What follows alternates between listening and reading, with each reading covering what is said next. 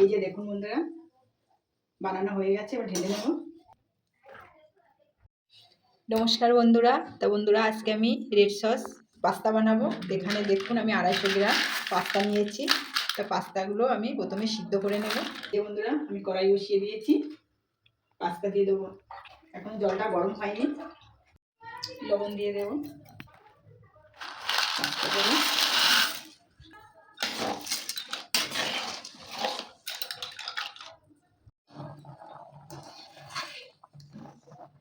এই যে বন্ধুরা দেখুন সিদ্ধ হয়ে গেছে। এটা একটু বেশি করেই সিদ্ধ করে নিতে হবে। আমার সিদ্ধটা হয়ে গেছে, আমি নামিয়ে নেব। সাদা তেল দেব, কি যেন। তা বন্ধুরা, আমি রেড সস পাস্তার জন্য এই মশলাগুলো ব্যবহার করব। এখানে আমি রসুন দেব, কাঁচা লঙ্কা কুচি দেব, টমেটো একসঙ্গেই দিয়ে দেব। তা বন্ধুরা, আমি একটু ভাজা ভাজা করে নিয়েছি, এবার ঢেলে নেব। তো তেল বানিয়ে নেব, সাদা তেল দিয়ে দেব। এখানে আমি গাজর কুচিয়ে রেখেছি, গাজরগুলো ভেজে নেব।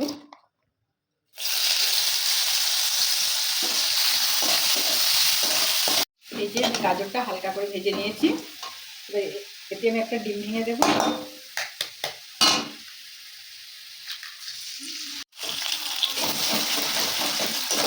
এই যে বন্ধুরা, আমি যে পেস্টটা বানিয়েছিলাম, পেস্টটা দিয়ে দেব।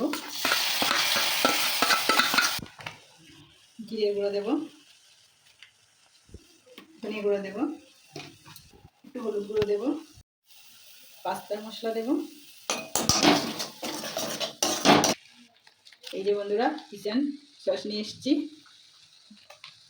একটু বেশি করেই দেব। এখানে পাস্তা সস দেব, এখানে সয়া সস দেবো 1 মুঠি। দেখুন বন্ধুরা, কিন্তু দারুণ এসেছে। পাস্তা সিদ্ধ করে রেখেছিলাম, দিয়ে দেব।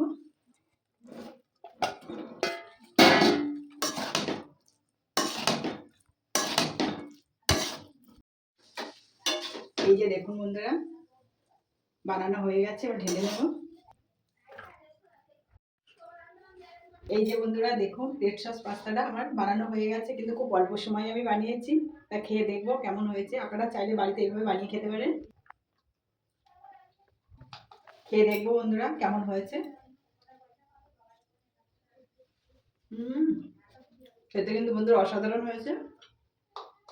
আমি যেভাবে বানিয়েছি আপনারা এইভাবে বাড়িতে একবার খেয়ে দেখুন। যদি ভালো না লাগে তাহলে বলবেন। ভিডিওটি ভালো লাগে রেড সস পাস্তাটা, তো অবশ্যই কমেন্টে জানাবেন রেড সস পাস্তাটা কেমন হয়েছে।